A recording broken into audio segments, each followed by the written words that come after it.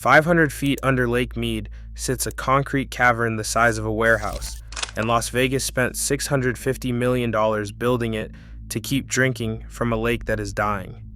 That is not a metaphor. That is engineering reality. The station came in under budget at $522 million, which sounds like good news until you realize the lake never cared about the budget. It kept falling anyway.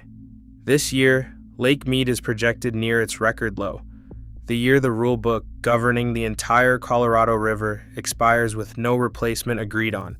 I work with water systems for a living, and I want to say something up front that is going to sound strange coming from someone in my field. This project is genuinely impressive engineering. I am not here to call it a scam. I am here because the public story around it is too simple, and simple stories about water are usually hiding the actual mechanism underneath them. Okay, here's the problem. Most of the coverage on this pump station treats it like the fix. Like Las Vegas solved its water crisis in 2020 when construction wrapped, or in 2022 when the station finally switched on at full capacity. That framing is not lying, exactly. It is just answering the wrong question. The station answers, can Las Vegas physically reach the water? It does nothing for the question that actually matters, which is there enough water left to reach? Let me back up, because the timeline here is not what people think it is. Southern Nevada Water Authority approved this pump station in May of 2015. Not last year, not during some sudden emergency. 2015.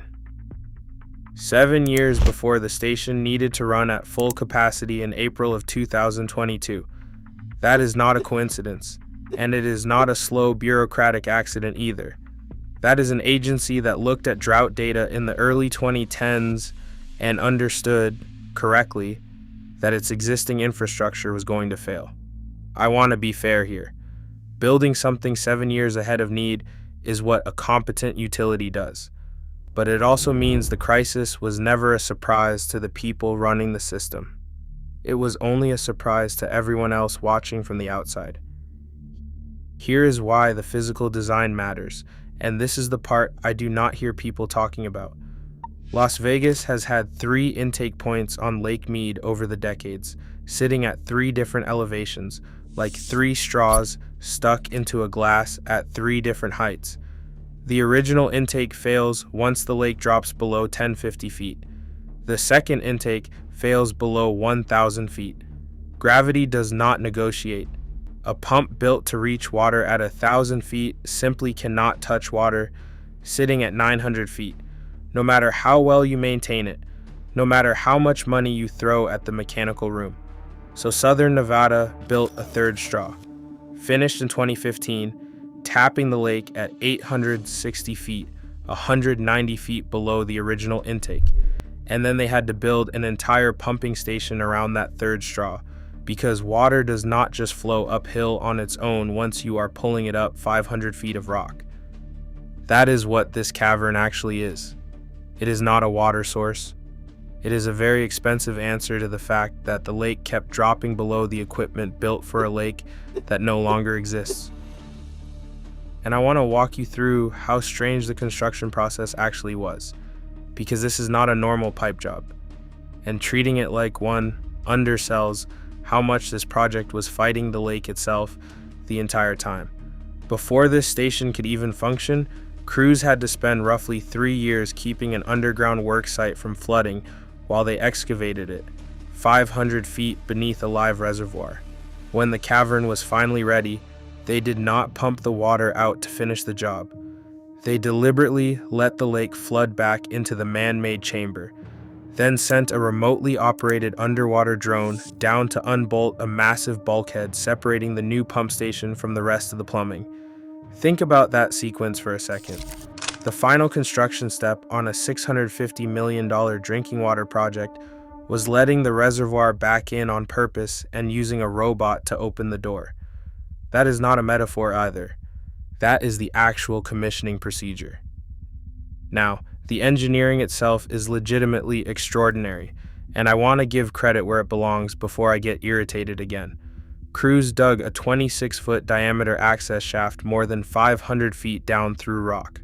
At the bottom, they excavated a 12,500 square foot cavern, essentially a man-made underground chamber called a forebay. Inside sit 32 submersible pumps, each one capable of putting out up to 5,200 horsepower. Barnard of Nevada built it. Contractor name, in case you're wondering whether I am being vague on purpose, I am not. The project was managed on the utility side by Erica Moonen, and Barnard's side was run by Jordan Hoover. The whole thing was finished on time. It came in under budget. That almost never happens with infrastructure this complicated, and I am not going to pretend otherwise. But here is the reversal, and it is the one that should bother you more than any contractor number. A station engineered around a specific elevation is, by definition, a solution aimed at a moving target. The lake sat at 1,220 feet at full pool. It has fallen to around 1,040 feet in recent record years. The station's own intake sits at 860 feet. That gap is not infinite. At some point, if the lake keeps dropping the way it has for 2 decades, even this straw runs out of lake to reach. Nobody in the coverage I have read wants to say the plain version of that sentence, so I will say it. This pump station has a floor too. We just have not hit it yet. And here is a detail that turns this from an abstract engineering story into something you can actually picture. This pump station did not sit around as an insurance policy nobody needed. It got activated at full capacity in April of 2022 for a specific documented reason.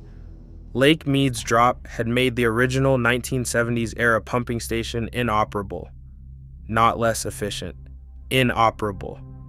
The pump that had served the region for decades caught air below 1050 feet, and its intake valve was already visible above the waterline. That is not a projection or a worst-case scenario in a planning document. That already happened, in real time, to the system Las Vegas had relied on for generations. This is where I want to slow down, because there's a threshold most people watching this have never heard of, and it is the actual ceiling on how bad this can get. 895 feet. That is dead pool. Below that elevation, water physically cannot pass through Hoover Dam anymore. Not hard to access. Cannot pass through. No release downstream, no hydropower generation, nothing. Lake Mead sitting near 1,040 feet sounds low. It is still roughly 150 feet above that line. That is the buffer everyone is quietly watching shrink, year over year, drought year after drought year. You have probably seen the satellite images, even if you did not know what you were looking at. Lake Mead has a visible bleached ring running along its shoreline, sometimes called the bathtub ring, where mineral deposits mark how much higher the water used to sit. Compare an image from the year 2000 against one from today, and the lake has visibly shrunk into a smaller, paler version of itself, with old sunken boats and, in a few documented cases, human remains exposed along the way as the water retreated. I'm not bringing that up for shock value. I'm bringing it up because it is the plainest possible visual proof that this is not a new problem wearing a new headline. The shoreline has been quietly documenting this decline for 2 straight decades, in public, the entire time. And the shrinking has already started causing collateral damage that has nothing to do with drinking water directly. Hoover Dam's hydropower output already dropped around 25% when the lake hit 1,067 feet back in December of 2021. In response, federal officials had to spend $52 million redesigning turbines specifically built to keep functioning at these historically low water levels. Sit with that for a second.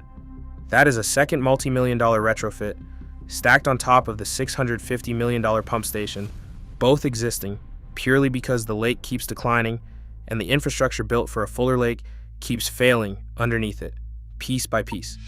Here's a pattern I want you to notice, because once you see it, you cannot unsee it. Every fix so far has been a physical, mechanical, engineering fix.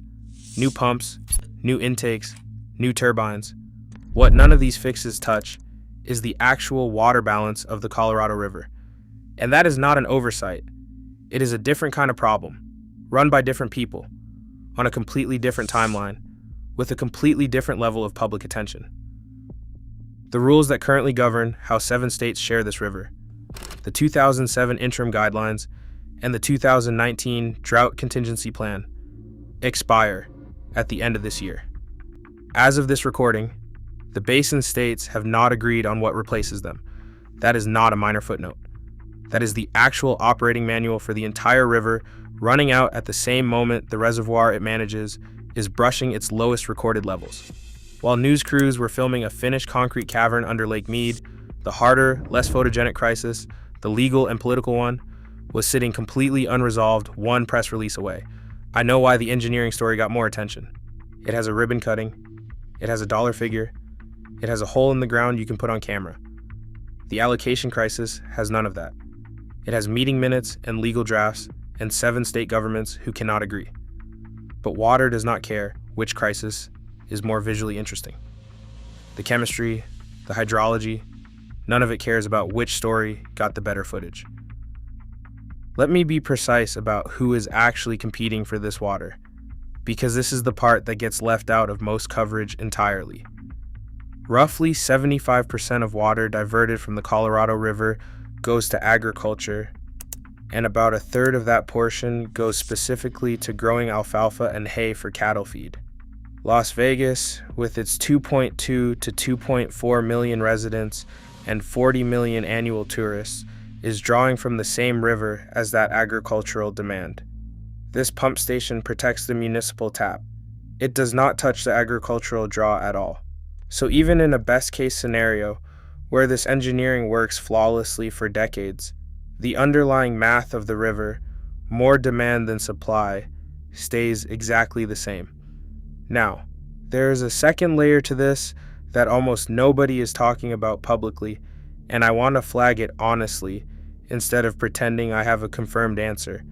When a reservoir this size drops as far as Lake Mead has, the water you are drawing from is not the same water the system was designed around decades ago. You are pulling from older, deeper layers, closer to sediment that used to sit under hundreds of additional feet of lake.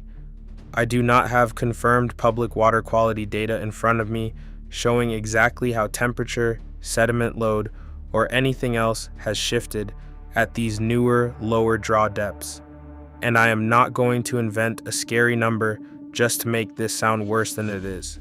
What I can tell you, professionally, is that this is not the same intake environment the original system was tested around, and a well-run utility should be treating that as a live monitoring question, not a settled one.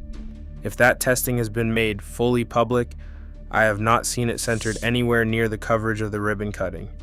That gap itself is worth somebody asking about directly. There is also the practical matter of what lives in that water now. Lake Mead has dealt with invasive mussel populations for years, the kind that colonize pipes, screens, and intake structures and require ongoing maintenance to keep infrastructure clear. I am not going to hand you a specific current figure on biofouling at this particular intake, because I do not have a verified number for it as of this recording, but structurally, that is exactly the kind of maintenance burden that gets quietly absorbed into operating costs long after a ribbon cutting, and it almost never makes it into the celebratory coverage of a finished project. This is the part that actually bothers me professionally, more than any contractor detail or budget number. A genuinely well-run water system does not just chase the lake downward with a new straw every time the old one fails. It treats consumption, conservation, and interstate allocation as part of the same management problem as the physical infrastructure. Southern Nevada has, to be fair, made real conservation strides over the past 2 decades, cutting per capita use well below where it stood when this drought began. But conservation on one end of a river cannot fix over-allocation on the entire system if the other 6 states and the agricultural users are not moving at the same pace. And right now, as of this recording, they have not finished agreeing on what the new shared rules even are. I want to be fair to the engineers again for a second, because I do not want this to sound like I am trashing the people who actually built this thing. If you handed me the assignment, figure out how to keep water flowing to 2.5 million people while their primary reservoir drops 160 feet. I do not know that I could design something smarter than a 500-foot shaft and a 12,500 square foot cavern full of submersible pumps. That is a legitimate answer to a legitimate engineering question. My problem was never with the pump. My problem is with how it got talked about afterward. The official language around this project has always leaned on words like critical and safety net, describing it as the infrastructure that lets the region keep delivering drinking water into the future despite declining lake levels. Notice what that phrasing does. It is accurate. It is also carefully scoped to the physical delivery problem, not the underlying supply problem. Nobody in an official capacity is out there saying this project solves the Colorado River shortage, because it does not. And the people who built it know that better than anyone. The gap is not in what officials said. The gap is in what got amplified around it. Here is where I get annoyed, if I am honest. Coverage of this project leans on phrases like safety net, and language framing it as protecting the region's water supply for the future, and those phrases do a lot of quiet work. A safety net implies the fall is being prevented. It is not. The fall is Lake Mead continuing to drop. What this project actually does is let Las Vegas keep reaching the water during the fall, for a while longer than the old infrastructure could manage. That is a real and valuable thing. It is not the same thing as saving the lake, and it is definitely not the same thing as solving the water crisis the pump was built in response to. Think about what that framing does to public perception. If people believe the $650 million problem is solved, they stop asking the harder question about consumption and allocation because, as far as they know, engineers already fixed it. That is not a conspiracy. Nobody sat in a room and decided to mislead the public. It is just what happens when a photogenic mechanical fix gets more airtime than an unresolved legal negotiation between 7 states. The story people remember is the one with the cavern and the pumps, not the one with the expiring interim guidelines nobody has replaced yet. Let's go back to the number that started this whole thing, because I think people misread it completely. $650 million was the estimate. $522 million was the actual final cost. Under budget, on time. In most infrastructure reporting, that combination gets treated as a success story on its own. Full stop. And as a piece of project management, it is. But notice what that framing quietly does. It turns a story about a shrinking river into a story about a well-run construction project. Those are 2 completely different categories of good news, and only one of them has anything to do with whether Las Vegas actually has enough water long term. Let's talk about who this actually protects and who it does not, because the stakes here are not abstract. 2.5 million residents and 40 million tourists a year depend on this single reservoir for roughly 90% of their drinking water. That is an enormous amount of trust placed in 3 intake elevations and a 500-foot shaft. On the power side, hydropower generation at Hoover Dam is already down, and further declines are expected as the lake keeps dropping, which affects electricity pricing and reliability well beyond southern Nevada. Downstream, farmers pulling from the same over-allocated river are competing directly with municipal survival, and nobody engineered a straw for them. The pump protects the tap. It does not protect the river, the power grid, or the farms hanging off the same shrinking supply. Think about the economics underneath that gap for a second. Las Vegas is a desert tourism economy that depends on green golf courses, decorative fountains, resort pools, and a river system that also happens to irrigate a huge share of the country's cattle feed hundreds of miles away. Every one of those uses is drawing from the same shrinking pool of water, and only one of them, the municipal tap, got a 500-foot underground insurance policy. That is not a criticism of who deserves water first. It is just a plain observation that the $650 million fix only reaches as far as the fix was designed to reach, and everything sitting outside that scope is still exposed to the same declining river. Here is the standard of care question I keep coming back to, the one I would be asking if I were sitting across from the people who run the system. Engineering redundancy, new pumps, new intakes, new turbines is standard, responsible practice. Nobody competent skips that. But a competent long-term water manager treats demand and allocation as part of the same plan, not a separate problem for someone else's department, someone else's negotiation, someone else's press conference. Right now, the engineering side of this story is finished and impressive. The allocation side is unfinished and, frankly, overdue. And look, I get why the engineering gets the spotlight. A submersible pump rated at 5,200 horsepower is a genuinely fun thing to film. 7 state governments arguing over acre feet in a conference room is not. Nobody is putting a drone camera into a negotiation, but the Drought does not care which version is more watchable. The Colorado River is not going to renegotiate its own flow just because one side of this story got better lighting. The water is going to keep doing what water does under these conditions, regardless of which press conference gets more views. Here's the reversal I keep coming back to. This project succeeded at exactly what it was engineered to do. It let Las Vegas keep physically accessing Colorado River water even as the lake dropped below where the previous 2 intakes could function. That is not nothing. 2.5 million residents and 40 million tourists a year are still getting water out of taps today because this thing exists. I am not walking that back. But the lake is still falling. Bureau of Reclamation projections put Lake Mead near 1,036 to 1,040 feet this year, brushing the same record low set back in 2022, with further declines forecast into next year. The interim rules governing the whole river expire at the end of this year with no finished replacement.